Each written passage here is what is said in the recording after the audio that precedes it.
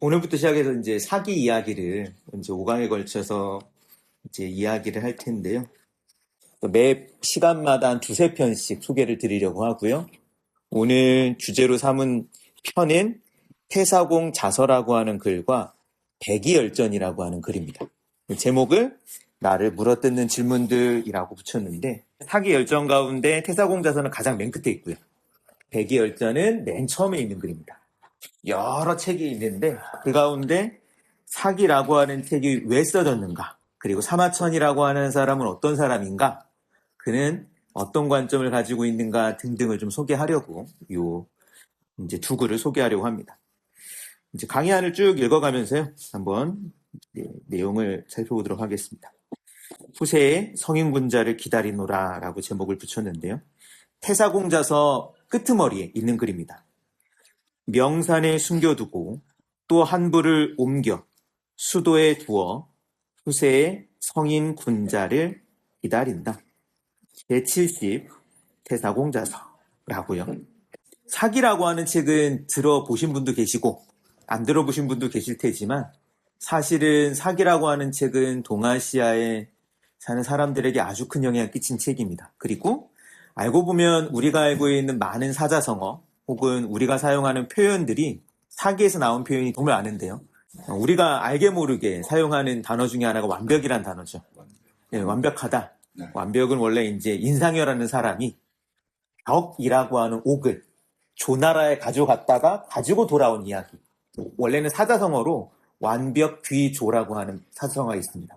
근데 거기서 완벽이란 말이 만들어진 거죠. 그래서 한자를 찾아보시면 완벽이 완자는 온전하다는 뜻이고 벽자는 옥벽이라고 옥 가운데 이렇게 동그랗게 만든 옥을 벽이라고 하거든요. 이 왜 오늘날 우리가 흠없다, 뭐 훌륭하다 이런 뜻을 쓰였는가는 그런 이야기 때문이기도 하죠. 사마천의 사기는 그런 면에서 다양한 이야기들로 남아있는데 동아시아에는 사실은 신화라고 하는 영역이 많이 없어요. 물론 없는 건 아닙니다. 근데 이제 서양을 이제 철학이나 문학을 공부하시다 보면 그런 얘기 듣잖아요. 서양 사람들의 사고를 알려면 두 개를 꼭 읽어야 된다. 하나는 성서를 읽어야 되고 또 하나는 그리스, 로마 신화를 좀 알아야 되지 않겠느냐. 실제로 읽어두면 큰 도움이 됩니다. 왜냐하면 성서에 나오는 여러 우화들, 사람들의 이름뿐만 아니라 여러 이야기들은 여러 가지 뭐 문학이나 철학에 영향을 끼쳤고 그리스 로마 신화에 나오는 이야기나 구조들은 실제로 다양하게 사용되고 뭐 심리학에서도 인지학에서도 다양하게 이제 인용되죠. 근데 동아시아에는 신화라는 게 별로 없어요. 뭐 있어봤자 뭐 뭔가 약간 설화 같은 느낌이고 막 흩어져 있고 그렇습니다. 그렇지만 저는 동아시아 사람들의 어떤 이야기 공동체라고 한다면 사기라고 하는 책이 큰 영향을 끼치지 않았을까 싶고요. 그런 면에서 우리가 알게 모르게 실제로는 사기라는 책 제목을 안 들어보셨더라도 알게 모르게 아는 일들이 많을 거라고 생각을 합니다. 저는 고전을 소개할 때 특히 이제 사마천이 한 말에서 따온 건데요. 저는 태산보다 무거운 말이 있다고 생각을 합니다. 뒤에 이제 그 글을 소개해드릴지 모르겠지만 사마천이 친구에게 한 말이 있습니다. 원래 이제 구일모라고 하는 사자성어 들어보셨는지 모르겠는데요. 구우 9마리 소에서 일모 한 털 하나, 보잘것없는 걸 가리키는 사자성어인데 그 사자성어도 사마천의 말에서 만들어졌습니다. 사마천이 친구에게 그러거든요. 모든 사람은 다 죽는다. 근데 어떤 사람은 태산보다 무겁고 또 어떤 사람은 깃털보다 가볍다. 그거는 자신의 삶을 어떻게 쓰는지에 따라 다르다라고 하는 말이 있는데 그런 면에서 말들도 마찬가지죠. 어떤 말은 태산보다 무겁고 어떤 말은 바람에서 알리듯 그냥 훅 사라지는 말들이 있습니다.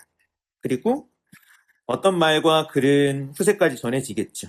수십 년, 수백 년, 1000년을 넘기기도 하고 어떤 글들은 인류가 문명을 가지고 있는 한 사라지지 않을 글들도 있다고 생각을 합니다.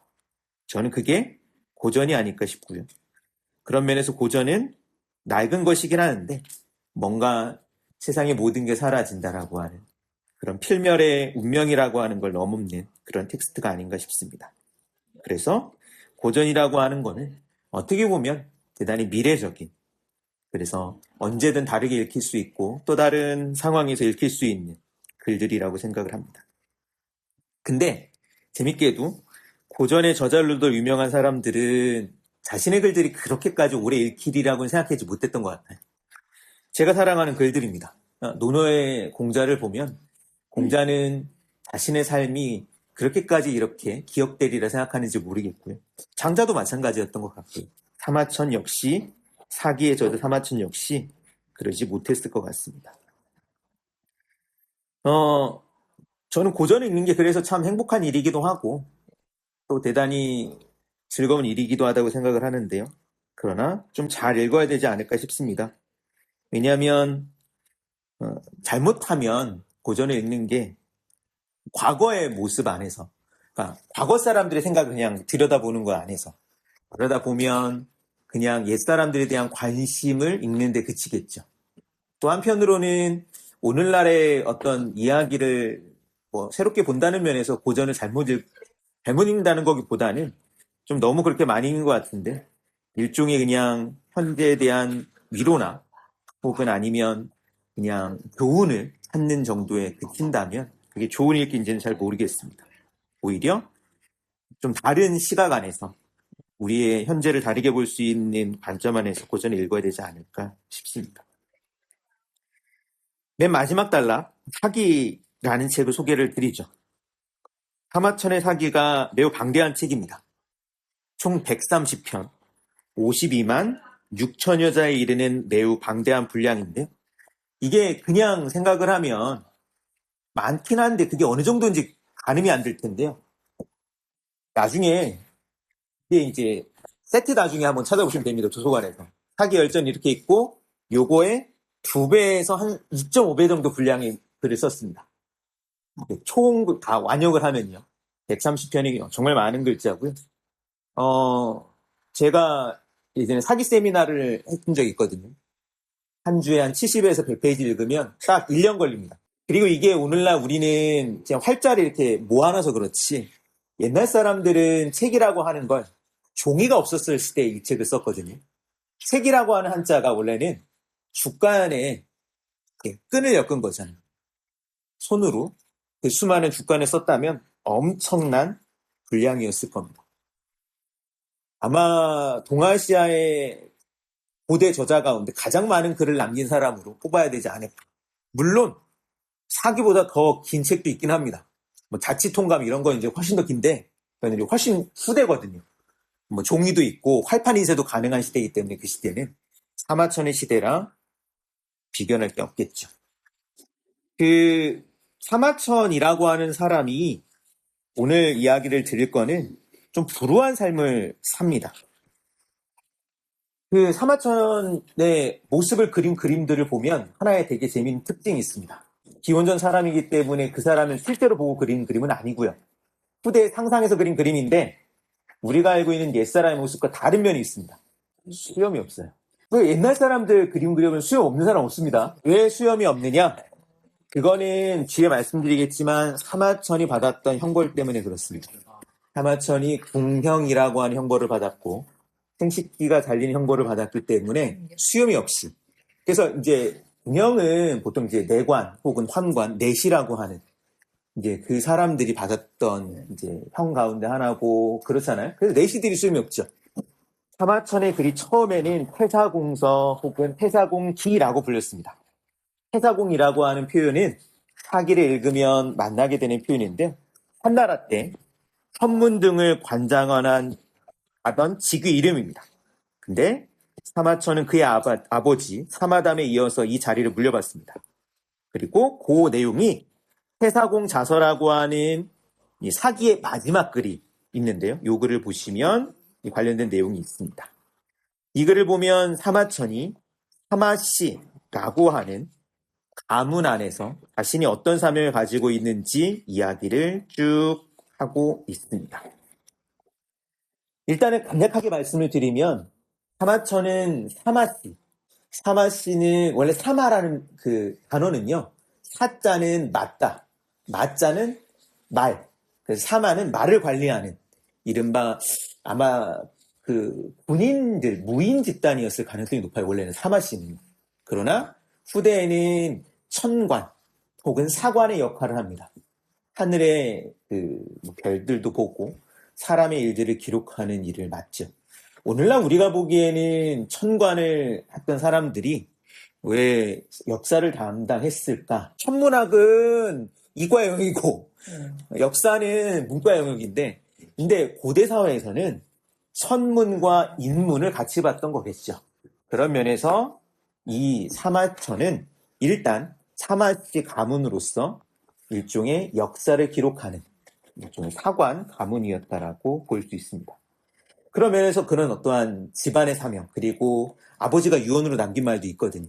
이건 뒤에 설명을 드릴 텐데, 그런 관점에서 역사를 기록했을 테지만, 그러나 한 사건이 이 사명을 약간 뒤집어 버립니다. 그러면 사기는 결론만 말씀드리면 역사책이라고 보기 좀 애매모호합니다. 왜냐? 역사라고 하면 여러 가지가 있습니다. 이제 뒤에도 설명을 드리겠지만, 우리가 보통 역사라고 할 때는 과거의 사건을 객관적으로 기술한 객관적인 기록물의 묶음을 역사라고 해요. 근데 사기는 특히 열전은 읽어보시면 기록물보다는, 아카이빙보다는 하나의 이야기, 그러니까 하나의 내러티브가 있는, 뭐라고 할까요? 소설 같은 느낌도 들고요. 그런 느낌 많이 듭니다. 그런 면에서 역사라고 할 수 있을까? 또한 두 번째로 중요한 건 동아시아 역사가 많죠. 우리가 모두가 알고 있는 역사책이 뭐 있습니까? 조선왕조를 대표하는 뭐 유네스코 유산이 됐다라고 하는 조선왕조 실록. 실록 누가 썼습니까? 자, 이게 중요합니다. 동아시아 역사는 기본적으로는요, 사관이라고 하는 국가라고 하는 어떤 뭐라고 할까, 하위 안에서 공무원들이 쓰는 글이에요. 그렇다 보면 개인의 저작이라고 보기 힘듭니다. 근데 사마천은 이 사기라고 하는 글을 쓸 때 사마천이라는 개인을 우리는 늘 이야기를 해요. 그거는 왜 그러냐면 사마천이 어떤 개인의 어떤 그 삶이라고 하는 것, 그리고 궁극적으로는 작가라고 하는 어떤 식의 의식들이 이 사마천의 사기에 담겨 있기 때문에 그렇습니다. 원래 역사책을 쓴 사람들은 뭐 조금 들어가면 그 사람이 갖고 있는 역사 철학, 역사관이라고 하는 게 있겠지만 실제로는 그것보다는 역사가 먼저 나오죠. 그런 면에서 역사학자들은 사실 인문학자들 가운데 가장 뒤에 있는 사람들이거든요. 무슨 얘기냐면 예를 들면 자기 얘기를 하는 게 아니라 옛 이야기를 쓰는 거고, 자신이 갖고 있는 어떤 창조적인 작업보다는 그것들을 종합하고 해석하는 입장이기 때문에, 예를 들면 어떤 시대를 한다고 해도 누구의 어떤 책이라고 보기보다는 어떤 책의 누구가 되겠죠. 근데 사기는 사기의 사마천이 아니라 사마천의 사기라고 하는 이유가 왜 있을까? 그 이야기를 오늘 하려고 합니다. 공자의 논어 구절 가운데 멋있는 구절이죠. 서자, 여사부. 흘러가는 것이 이와 같구나. 시간이 물 흐르듯 흘러간다라고 하는 건 동아시아의 시간을 하고 역사를 이야기하는 되게 중요한 이제 메타포죠. 강과 바다가 이제 맞닿아 있죠. 그러나 어디가 강이고 어디가 바다인지 사실 딱 그 경계 지역에 가면 구분이 안 되죠. 실제로 강이 끝나고 바다가 시작됐다고 하지만 밀물인 경우도 있고요. 강인데 실제로는 조류가 들어와서 바닷물이 해수인 경우도 있고 그렇습니다. 이 이야기를 하는 이유는 역사라고 하는 게 정말로 그렇게 물에 비유한다면 어디까지가 강이고 바다인지 구분하지 못하는 것처럼 역사를 구분하다 보면 어디까지가 어느 시대고 어디까지가 저기인지 구분하기 힘든 때가 있습니다. 그렇죠. 일찍이 펑유란이라고 하는 사람이 중국 철학사를 쓸 때 중국 철학사를 크게 둘로 구분합니다. 이 구분은 중국이라고 하는 세계나 어떤 고전을 공부할 때 되게 중요한 사회 틀인데, 자학시대와 경학시대. 자학시대는 자로 끝나는 사람들의 시대라는 뜻입니다. 제자백가. 우리가 많이 알고 있는 공자, 노자, 장자 등등 제자백가의 시대가 자학시대라면, 경학시대는 그들의 글이 경전이 돼서 해석되는 시기라고 할 수 있습니다. 이 가운데 가장 이제 두드러지게 되는 학파는 유가죠. 유가가 관학이 된 시대가 경학시대라면 이 경학시대의 이전은 자학시대, 여러 학파들이 충돌하고 여러 학설들이 등장했던 시대라고 할 수 있습니다. 역사적으로 보면 자학시대는 춘추 전국이라고 하는 시대와 함께 종언한다고 보통 봅니다. 그랬을 때 진의 통일로 끝난다고 할 수 있겠죠. 기원전 221년 진시황이 천하를 통일했을 때. 한편 경학시대는 언제 시작을 하냐면 한무제라고 하는 황제가 있습니다. 한무제가 동중서라고 하는 인물의 학설에 따라 이제 8글자를 이야기했다는 게 유명하거든요. 화출백가, 독존유술이라고 하는 이야기를 했다라고 하죠. 화출, 내쫓아라. 백가, 다른 학설들은 다 내쫓고 독존, 오직 높이겠다. 유술, 육아의 학술만을. 그 이후로 육아가 관학이 되었다라고 보통은 봅니다. 자, 그랬을 때 아주 시끄럽던 자학시대가 끝나고 육아의 관학이 시작될 때까지 좀 비긴 하죠, 어느 정도. 그리고 실제로 이 시기는 중국 역사에서 또 다른 혼란기도 합니다. 바로 이 시대를 사마천이 살았습니다. 한 시대가 끝나는 시대, 그리고 새롭게 또 다른 시대가 시작하는 시기. 사마천의 생물 연도는 정확하지 않은데요. 대충 기원전 한 2세기 중반에 태어나서 1세기 중반에 떠난 것으로 추정합니다. 이렇게 추정하는 이유는 결론만 말씀드리면 사마천에 관한 기록이 거의 없습니다. 자기가 스스로 남긴 글 이외에는 사마천이 어떻게 살았고 그는 어떤 일을 했으며 뭐 그런 이야기가 거의 없어요. 사기밖에 없다라고 보시면 됩니다. 이 시기는 이제 역사적으로 보면 왕조로 보면 진나라가 통일하고 초하나라와 한나라가 전쟁을 벌이고 한나라라고 하는 또 다른 제국이 등장하는 시기죠. 그래서 사기 이 강의 안에서 이 시기를 또 주요 인물들을 소개해 드릴 겁니다. 진시황 이야기도 한번 할 거고요. 초안 전쟁에서 유명한 인물들 이야기를 해볼 겁니다. 뭐 항우와 유방 이야기도 해볼 거고요. 그 이야기는 뒤에 다뤄보겠습니다. 그리고 역사학에서는 이때를 주나라 왕실의 봉건제도 다 끝나고 진나라가 중앙집권의 9년제를 세웠으나 이 둘을 절충한 이제 군국제로 바뀌는 시기라고 이야기를 하기도 해요. 그런 면에서 아주 많은 것들이 재편되고 많은 것들이 어지러운 시대를 살았습니다. 종합을 하면 저는 이 시기를 진시황, 이 영정이라고 하는 인물이 한 시대를 끝내고 한무제라고 하는 진시황과 더불어서 중국 고대사회의 중요한 제왕이 등장하는, 그래서 제국의 모습을 확정하는 시기라고 저는 생각을 합니다. 그런 면에서 새로운 시대가 어떻게 시작되는지, 그리고 그런 시대의 시작 속에서 사기라고 하는 책이 나왔다는 점이 굉장히 중요하지 않을까 싶습니다. 뭔가 한무제 시기는요, 굉장히 중국이 커다랗게 융성했던 시기 가운데 하나로 또 꼽힙니다. 사마천의 시기. 그래서 나중에 한무제 시기를 배워보시면, 찾아보시면 굉장히 중국이 사통팔달하면서 제국의 어떤 모델을 갖추었던, 그래서 중국이 이제 좋아하는, 이제 중국이 제국으로서 좋아할 때 몇 명의 황제들이 있습니다. 뭐 권륭제 이런 사람 좋아하고요. 왜냐면 권륭제 때 영토가 가장 넓었거든요. 권륭제 때 영토가 지금 중국보다 넓습니다. 또 한편 또 누구를 좋아할까요? 당태종, 정관지치, 아주, 그리고 무제의 시기도 좋아하긴 합니다. 이 시대에 뭔가 어떤 사명들이 멋진 시대를 맞아 우리 뭔가 해야 되지 않겠어 라는 분위기가 약간 있었는데, 근데 불행하게도 사마천의 아버지는 그런 어떤 이상에 참여하지를 못합니다. 한무제는 이제 봉선이라고 하는 제사를 치르려고 합니다. 봉선은 뭐냐면 천자가 하늘에 제사를 지내는 겁니다. 그래서 어디서 제사를 지내냐면 태산에서. 나중에 중국 여행 가보시면 태산 한번 올라가 보십시오. 태산에 제가 올라가 봤는데 태산을 2번 갔습니다. 자랑해야죠. 궁금하잖아요. 태산이 높다, 하늘아래 매일오다. 오르고 또 오르면 못 오를 리 없건만은 그놈의 태산이 얼마나 높길래. 안 높습니다. 한 1500에서 한 1700 정도 되나? 약간 걸어 올라갈 때 산 좋아하시는 분들은 안 좋아하실 수도 있어요. 왜냐하면 우리나라 산은 산길이 있잖아요. 거긴 다 돌길입니다. 물론 우리나라 사람, 등산하는 사람이 좋아하는 또 그 루트가 따로 있어요. 근데 이제 저는 돌길로 갔는데 그 이유는 그 루트가 그 길이 옛날에 진시황과 한무제가 혹은 공자가 올랐던 길이라니 그 길을 따라 올라가야지.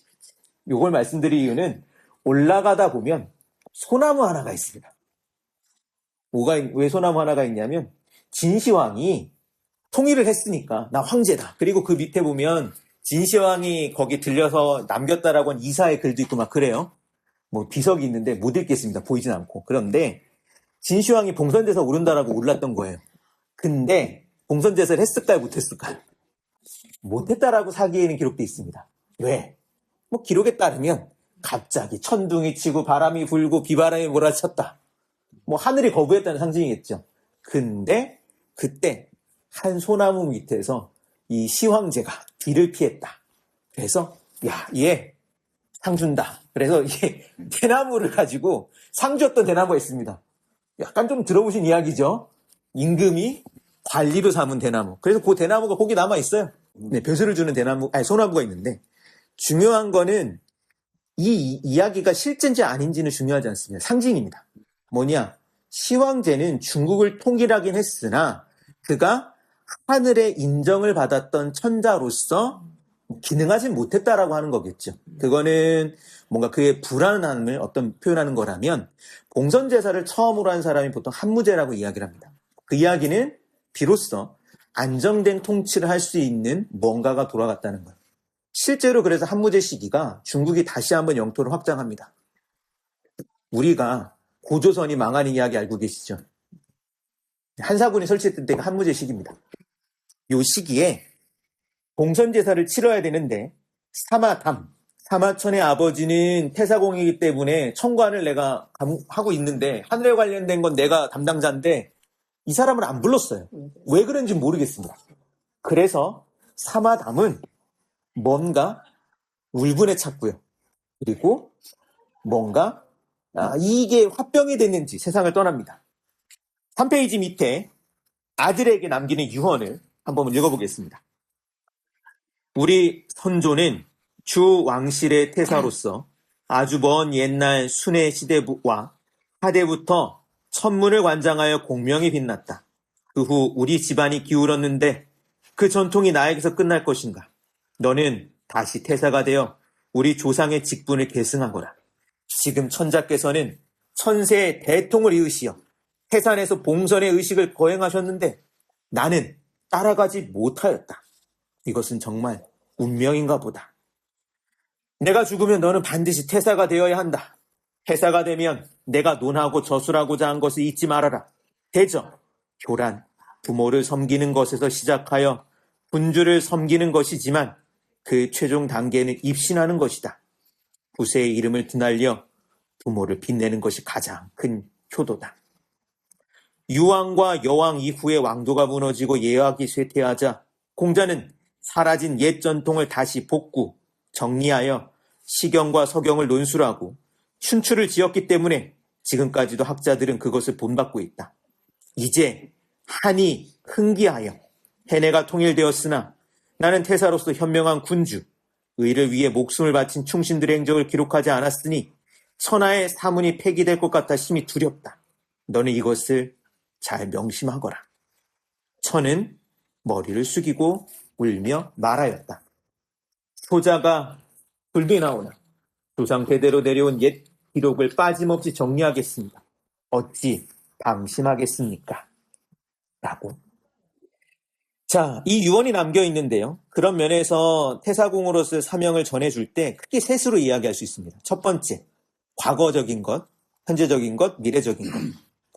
과거적인 것은 크게 둘로 이야기를 다시 나눌 수 있는데요. 하나는 우리 집안이 역사를 기록했던 집안이다. 두 번째, 공자로 대표되는 역사를 기록했던 사람들의 정신이 있다. 이걸 이제 춘추라고 하는 책과 함께 연결해 보겠습니다.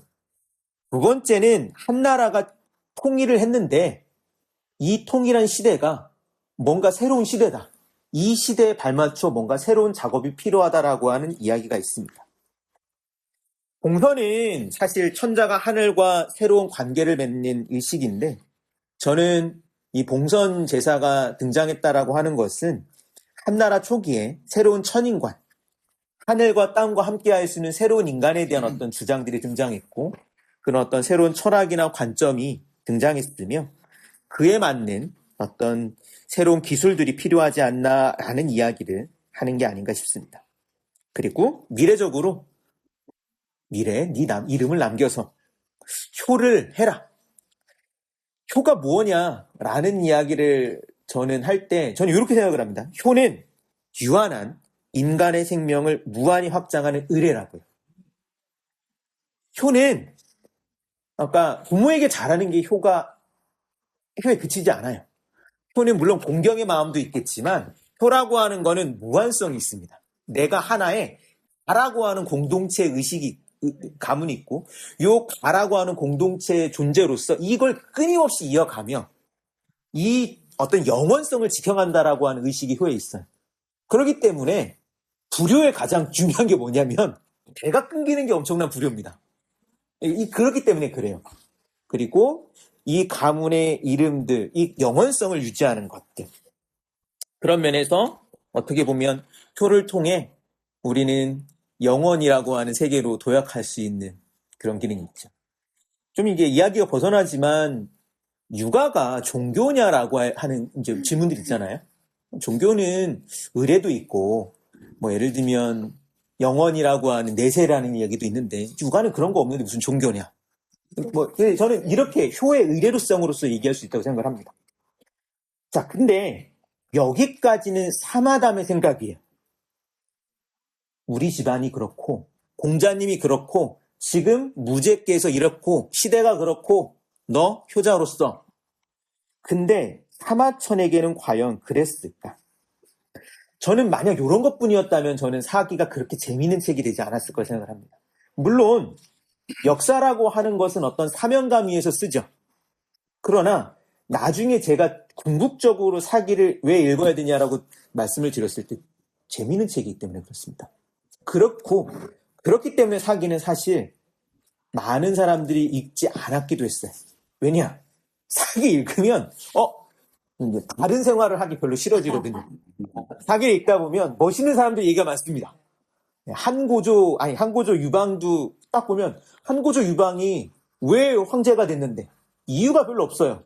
맨날 술 먹고 돌아다니는 이야기밖에 없거든요. 중요한 거 한고조 유방은 인기가 많았다.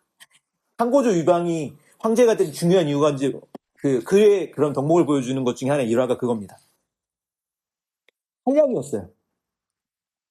돈을 안 법니다. 술은 좋아해요. 그럼 술을 어떻게 마십니까? 외상으로 마십니다. 근데 주인이 돈을 안 받았어요. 왜 안 받은지 아세요? 유방이 와서 술을 먹으면 사람들이 많이 모여요. 얘한테 얘를 내쫓느니 얘를 데리고 와서 술을 마시면 더 장사가 잘 되는 거예요. 그래서 술값을 안 받았다는 얘기가 있습니다. 엄청난 인싸죠. 예, 그 매력으로 황제 자리까지 올랐던 사람. 아니 옛날 사람들이 그러면 과거 시험하는 애들이 그거 보고 야 우리 글 공부해야 될까? 이런 생각 하겠죠. 천하를 뒤흔들었던 항우 이야기 가운데 어렸을 때 유명한 이야기 있습니다. 항우가 글 공부하러 가거든요. 그런데 항우가 글 공부를 잘 안 합니다. 항우가 하는 말, 동아시아에서 끊임없이 반복되었던 글은 이름만 쓰면 되지 뭘 배웁니까? 그게 항우가 했던 얘기예요. 저는 다른 거 배우고 싶습니다. 그런 식의 이야기들이 사기에 있고 실제로 사기의 문장들과 내러티브는 훗날의 많은 창작자들의 어떤 그 아이디어나 그런 원료가 됩니다. 그런 면에서 보면 사마천이 왜 이 글을 이렇게 지었을까? 그것은 개인의 이야기로 넘어가야 되겠습니다. 그 이야기를 하기 전에 5페이지에 그 당시 사람들이 갖고 있었던 관점들을 좀 한번 들여다보겠습니다. 사기의 인용문 한번 또 읽어보죠. 아버님께서는 늘 말씀하셨다. 주공이 죽은 500년 후에 공자가 나왔다. 공자가 죽은 지 이제 500년이 되었으니 누군가 그 뒤를 이어 세상을 밝히기 위하여 역전을 바로잡고 춘추의 정신을 계승하여 시경, 서경과 예악의 정신을 찾는 사람이 나와야 하지 않겠는가라고. 이것은 나를 염두에 두고 하신 말일까? 나를 염두에 두고 하신 말일까? 내가 어찌 그 일을 마다할 수 있겠는가? 사마천은 500년 주기설을 이야기합니다. 이거는 500년 주기설이라고 하는 건 춘추전국 시대에 등장했던 역사관이에요. 이거는 맹자에도 나오는데 기본적으로는 오행이라고 하는 시간관에서 나옵니다. 오행은 들어보셨죠? 네, 화수, 목, 금, 토입니다. 이 5가지의 원소로서 우주가 운행되어 있고 이 5가지가 돌아가면서 시대가 바뀌니 5가지 500년마다 성인이 나온다. 이런 이야기를 하는 사람들의 목적이 있습니다. 공자, 주공부터 공자까지 500년이었고 공자부터 지금까지 한 500년이 되었다. 공자 같은 사람이 나와야 된다 이런 이야기입니다. 맹자도 그런 이야기를 했고 사마천도 그런 이야기를 하는 거죠. 자, 근데 여기서 재밌게 생각해 볼 거는 공자라고 하는 인물입니다. 공자의 빗대서 이야기를 하잖아요. 공자라고 하는 인물이 역사를 썼을 때 많이 이야기되는 책이 뭐냐면 춘추라는 책입니다. 춘추. 들어보셨죠? 춘추라고 하는 건 원래는 역사책입니다. 그래서 춘추전국시대 춘추가 춘추라고 하는 책에서 따와서 춘추전국시대고요. 훗날 춘추는 시대, 역사를 의미하는 표현으로 씁니다. 한편 춘추는 뒤에 이제 맨 마지막 단락 이제 있는데요. 맹자는 이렇게 얘기합니다. 공자의 춘추가 나오자 난신적자가 두려워하게 되었다라는 평가를 합니다. 자, 요 이야기는 뭐냐? 춘추라고 하는 건 역사책을 넘어서 어떤 기능을 한다는 겁니다. 무엇? 난신적자가 두려워한다. 왜?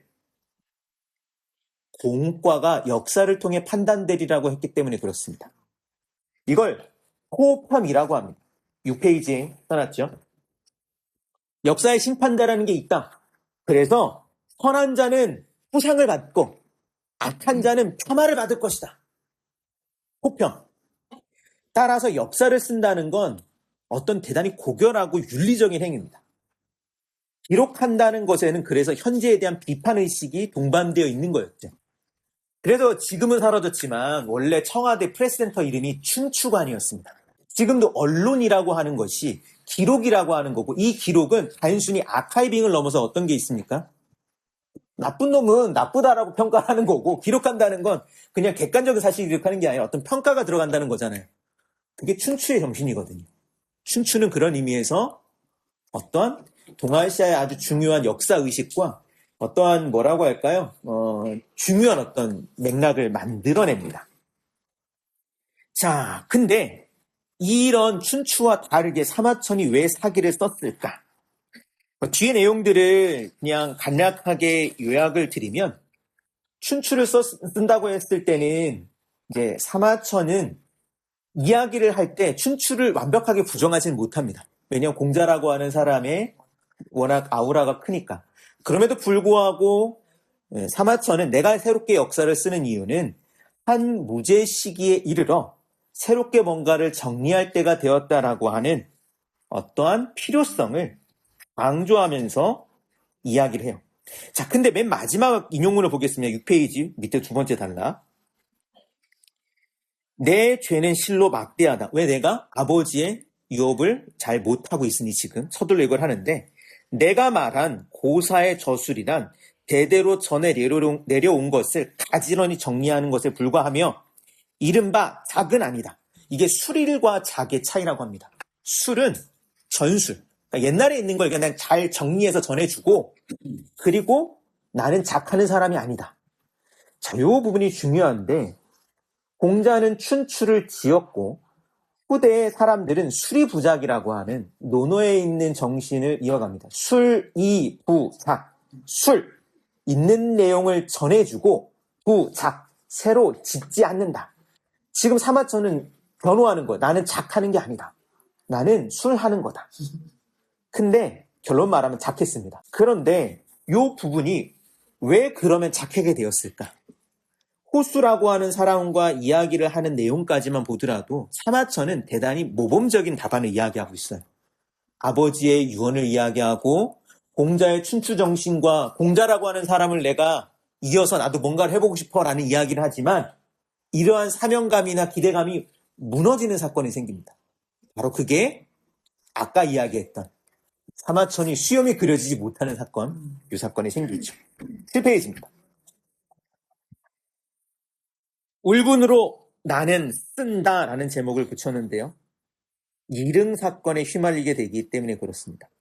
호수아의 문답에 벌어진 7년 후 이릉은 흉노 정벌에 참여한 장수였는데요. 이게 좀 중요합니다. 훈무제 시기는요. 흉노를 정벌했던 시기이기도 합니다. 나중에 시안에 가보시면 시안, 장안입니다. 시안이 옛날 장안이죠. 장안 박물관에 가보면 하나의 커다란 비석을 박물관에 가면 볼 수 있는데요. 그 박물관에 보면 말이 밑에 누군가를 깔고 있는 비석이 있어요. 이게 마답 흉노상이라고 합니다. 말을 가지고 다 밟아버렸다는 거예요. 누구를? 흉노를. 이때 그걸 합니다. 그리고 그걸 수행했던 사람이 곽거병이라고 하는 아주 유명한 또 장수가 있습니다. 그 이야기는 나중에 할 수 있으면 하고요. 자, 이릉도 이 흉노 정벌에 참여한 장수였는데 중과부적, 적이 너무 많아서 항복을 해요. 근데 황제가 예기치 못하게 이릉에 대해서 너무 큰 화를 내고요. 사마천은 이릉을 변호하다가 한무제의 분노를 사서 옥에 갇힙니다. 그리고 모진 고문을 받아요. 결론은 사형이었습니다. 죽어. 이유는 기망죄. 황제를 속였다. 놀렸다. 쉽게 말하면 대들었다는 거예요. 아무 때나 붙일 수 있습니다. 사실 기망죄라고 하는 건 그런 거죠. 너 그거 너 잘못 없어? 그럼 고문 받다가 맞아요. 잘못했어요. 제가 뭣도 모르고 제 입을 놀렸습니다. 이런 식이 되는 거죠. 그런데 다행히 한나라 때는 사형을 피하는 두 가지 방법이 있었습니다. 엄청난 돈을 내고 보석금을 내고 풀려나는 것. 또 하나는 궁형을 받는 것. 사마천은 사형 대신 궁형을 받습니다. 이 경험이 되게 중요했던 것 같아요. 왜냐하면 어떻게 보면 일단은 사마천은 치욕스럽게 삶을 구걸했다는 손가락질을 받았을 테고, 그리고 사마천의 다른 글을 살짝 보면 억울함도 있었습니다. 왜냐하면 자기 딴에는 2등을 변호한 게 그렇게 큰 일이 아니었거든요. 근데 갑자기 뭐야 왜 이렇게? 그리고 억울함이 어떤 억울함이 있느냐? 사마천이 2등이랑 별로 안 친했어요. 이게 얼마큼 친했는지에 대한 논란이 있는데 사마천의 이야기하면 우리 그냥 오가면서 그냥 얼굴만 받고 같이 술도 마신 사이도 아니고 그랬다. 이게 왜 억울하냐면 그런 거예요.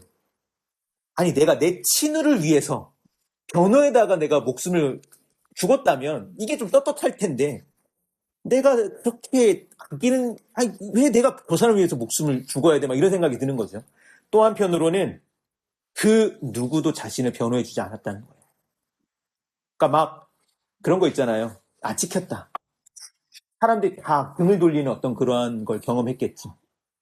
무신이 그런 말을 하든가 사람이 굴러떨어졌을 때 세상의 진면목을 본다고. 아마 사마천도 그랬지 않을까 싶습니다. 왜 그러면 사마천은 살아남았을까? 아버지의 유언을 실현해야 되기 때문에? 아니면 나는 그냥 또 사라질 수 없다라고 하는 개인적인 어떠한 뭐랄까요? 어떤 죽음에 대한 두려움? 사마천의 글을 7페이지 중간에 있는 걸 읽어보겠습니다. 저는 이게 사마천의 사기의 저술의 의도를 이야기할 때 아주 중요한 거라고 생각을 합니다.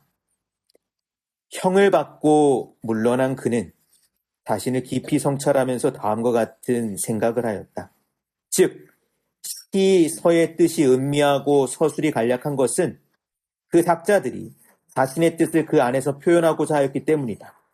옛날 서백은 유리에 구금되자 주역을 확충하였으며 공자는 진체 사이에서 공경에 처하자 춘추를 지었고 구런도 쫓겨난 후에 이소를 지었다. 좌구는 실명한 후에 국어를 지었고 손자는 다리를 절단하는 형벌을 받고 병법을 저술하였다.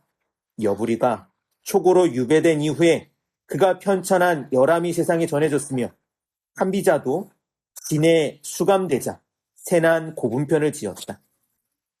시에 수록된 300편의 시도 대체로 성현이 발분하여 지은 것이다.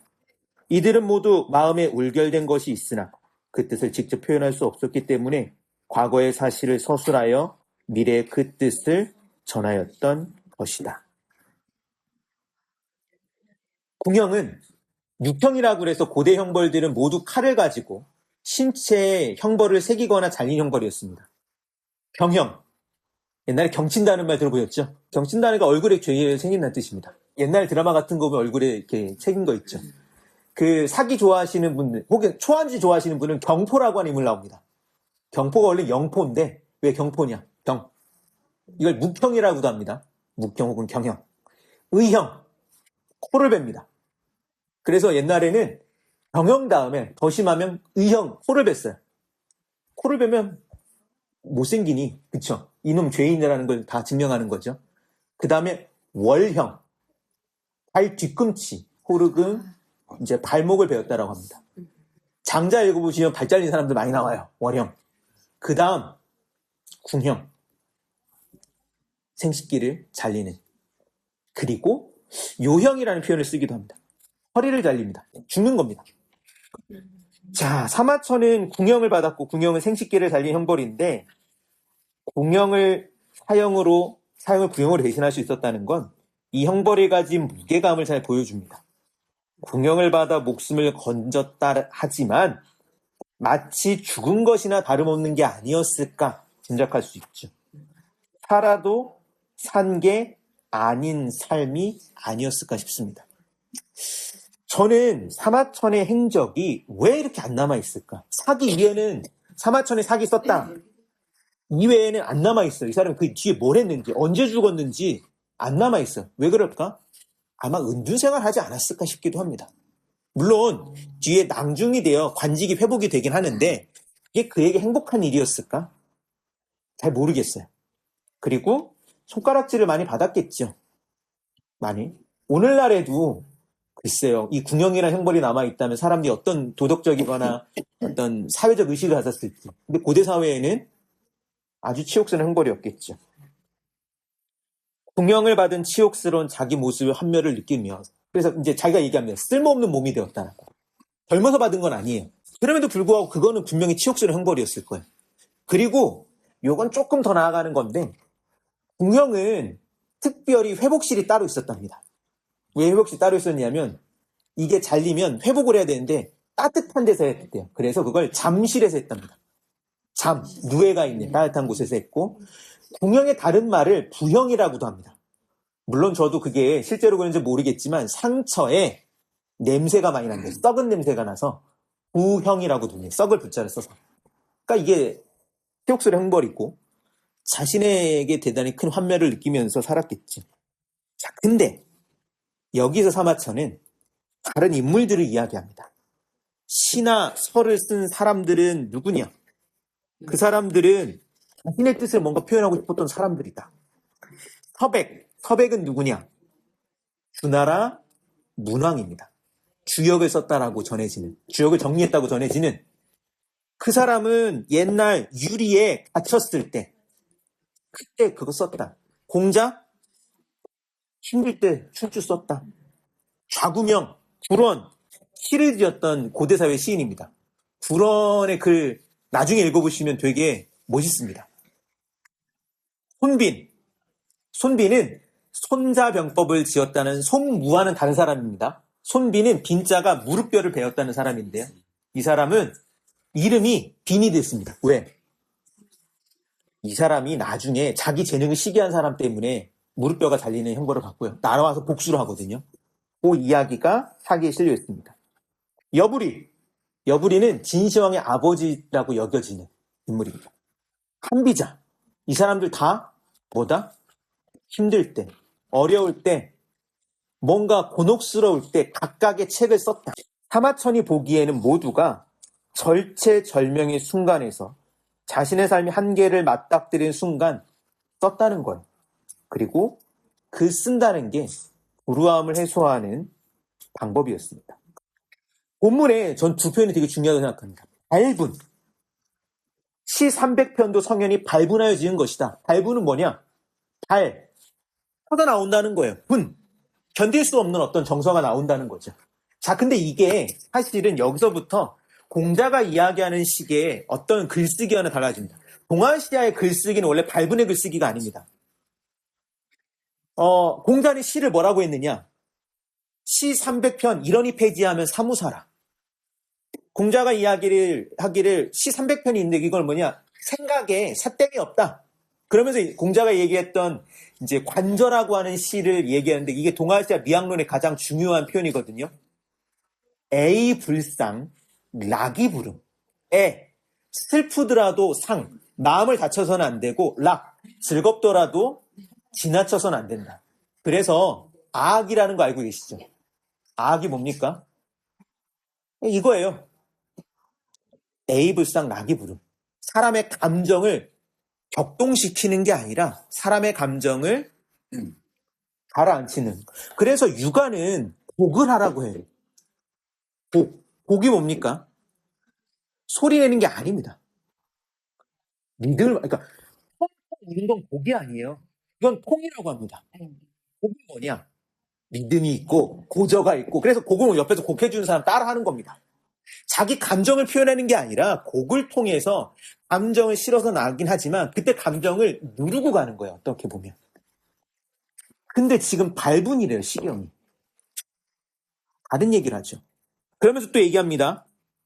이들은 모두 마음에 울결된 것이 있으니 울자는 뭐냐? 엉켜 있는 겁니다. 결은 뭐냐? 맺혀 있는 겁니다. 어제도 그런 얘기 했어요. 무슨 세미나 같은 걸 하면서 왜 사기를 좋아했을까? 이게 있어서 그렇습니다. 울기가 있어서. 좀 이거 다른 얘기인데 최근에 제가 애들이랑 책 읽기를 해요. 그래서 이제 아마 읽어보신 분도 계실 텐데 이덕무 삶을 다룬 책이 있습니다. 네, 책만 보는 바보라고. 거기 보면 이덕무 친구들 얘기 나오고 조선시기 후기의 사람들 실학자들 얘기 나오고 멋지기 때문에 놀러왔지라고 이옥이라고 하는 사람 글을 다룬 거 있거든요. 조선 후기를 보면 정주시대에 유명한 사람도 있습니다. 박지원의 글쓰기 발랄하죠. 박지원도 사기 얘기합니다. 박지원의 글쓰기 가운데 사기가 되게 중요해요. 자, 근데 저는 박지원 글단 제가 돌아보면 이옥을 좋아하더라고요. 제가 왜 이옥을 좋아하나 제가 고민해봤는데 어제 그런 얘기를 했어요. 박지원을 내가 왜 안 좋아할까 그렇게? 그러니까 박지원 좋다는 사람 많거든요. 근데 저는 박지원이 그렇게 좋진 않아요, 솔직히. 왜 그럴까? 결론이겠어요. 박지원이 울기가 없어요. 사실 박지원 글을 읽어보시면 되게 사람이 호탕하고 뭐랄까 힘이 있어요. 이 사람이 되게 호쾌하고 그래요. 근데 큰 마음들이 보여요. 근데 이옥은 좀 짜잘한 마음들이 있거든요. 이옥은 이게 글 읽다 보면 이 사람이 약간 이옥이 울기가 있습니다. 그러니까 이옥에 보면 약간 서글픔 같은 게 있어요. 딱 보면 약간 섬세함과 이런 게 있어요. 그러면서 보면 저는 이 발분과 울결, 그래서 저는 울분이란 말을 만들 수 있을 텐데 이 울분이야말로 사마천이 찾은 길이고 그렇기 때문에 사기라고 하는 글이 중요하지 않을까 싶습니다. 자, 그러면서 사마천은 자신이 글을 남긴다라고 하죠. 그리고 자신이 또한 과거 사람들을 읽습니다. 저는 사마천이 이 글을 앞에 인용문 하면서 그런 얘기를 하잖아요. 사실 이거 거짓말입니다. 무슨 얘기냐? 그러니까 이게 작가의 이야기를 할 때 작가들이 이야기를 꾸미기도 하잖아요. 시서가 자신의 뜻을 표현했을까? 모르겠어요. 공자가 진제 사이에서 춘추를 지었다? 아닙니다. 근데 이게 다 안 맞는 것들 일부러 쓴 거예요. 근데 이건 왜 그래요? 사마천이 알고 있는 글을 쓴다라고 하는 동기들을 여기 그냥 부여하는 거예요. 사람들이 그런 곤혹스러움에 글을 쓰고 그렇게 멋진 작품이 남았듯 거긴 뭡니까? 나도 그러한 글을 쓰고 싶다라고 하는 욕망이 거기 실려 있는 거죠. 그 안에 제가 이제 강의 안에 쓰진 않았지만 사마천이 하는 이야기 중에 되게 중요한 말이 있습니다. 궁천인지제, 하늘과 사람들 사이를 살펴보며 성일가지연, 일가의 말을 이루었다는 말이 나와요. 그럼 이 일가의 가가 뭐였을까? 일가를 이룬다는 말 지금도 쓰죠. 근데 사마천이 보기에 제가 두 개의 가를 이뤘습니다. 하나는 사가를 이루었고요. 두 번째로는 더 중요한 게 작가를 이루었습니다. 짓는다. 짓는다라는 건 무엇이냐? 동아시아 정치인에서 작가를 찾는다면 저는 사마천에게 올라가야 되지 않을까 싶어요. 전통적으로는 술가였습니다. 술 가는 가가 아니죠. 술은 전술하는 거니까. 근데 작이라는 건 무엇이냐면 결국은 나라고 하는 내 존재성을 글이라고 하는 것과 맞닿게 만드는 거예요. 사가는 사실은 내가 아닌 글쓰기라는 사람들이 사가죠. 그러면서 우리는 기자들을 얘기할 때 오늘날 사실 기자들은 기록하는 사람들은 객관성이라고 할 때 자기를 지우는 훈련들을 하잖아요. 글쓰기엔 크게 두 가지 방법이 있습니다. 자기를 지우는 글쓰기와 자기를 내세우는 글쓰기가 있거든요. 그랬을 때 작가는 사실 자기를 내세우는 사람이 돼야 돼요. 글쓰기를 할 때 가장 힘든 게 뭐냐면 자기를 드러내는 글쓰기가 가장 어렵습니다. 그러니까 왜냐하면 우리나라가 약간 사회적으로 이 프레셔가 좀 있어요. 사회적 압박이 많습니다. 그건 뭐 육아적이거나 관습적인 걸 수도 있고, 글이라고 할 때 이 글을 육아적인 어떤 톡으로 써서 그런지 정리된 글을 되게 좀 좋아해요. 우리나라 사람들이. 그래서 글쓰기를 할 때 이 일치시키는 걸 별로 안 좋아합니다. 그러니까 근데 거꾸로 일치시키는 사람들이 또 매력이 있죠. 자기와. 저는 사마천의 글씨가 매력적인 거는 작가로서 사마천이라는 사람들이 듬성듬성 보이기 때문이라고 저는 생각을 합니다. 어떻게 보면 사마천은 살기 위해서 살았기 때문에 썼다라고도 할 수 있어요. 그런 면에서 사마천은 아버지가 놨던 수직적인 구조 안에 자기를 놓지 않아요. 나는 이런 사명에 쓴다가 아니라 내가 쓴다라고 하는 어떤 태도가 사마천의 사기에는 보여집니다. 그렇기 때문에 사마천의 사기는 역사라고 하는 역사로서도 읽히지만 이것이 하나의 중요한 작가로서의 글쓰기의 표현으로서도 읽히는 거죠. 국가, 나라와 집안의 사명을 부여받은 태사공이나 사관이 아니라 사마천 개인에서 출발해서 역사를 씁니다. 그리고 사실 그런 면에서 보면 역사는 자신의 글쓰기의 재료가 되는 거예요. 역사를 쓴다기보다는 내가 쓰고 싶은 이야기를 역사를 빌어서 쓴다라고 할 수 있습니다. 저는 이 점이 나중에 사기를 읽어보시면 사기의 불균형이 보입니다. 어떤 부분은 대단히 윤리적 태도를 취하는 것처럼 보이는데 어디는 윤리는 내다버리고 진짜 강렬한 삶들을 이야기하는 것처럼 보입니다. 아까 보였던 특히 항우봉기. 항우봉기는요, 윤리 없습니다. 항우봉기는 처음부터 끝까지 하나의 영웅이 빵 등장해가지고 완벽하게 몰락하는 거를 보여줍니다. 읽으면 멋있다. 진짜로. 멋있다는 것은 무슨 교훈을 찾을 수 있어요. 물론 이걸 저는 그렇게 읽는 사람들 읽을 수 있어요. 아, 항우처럼 하면 천하를 다스리지 못한다.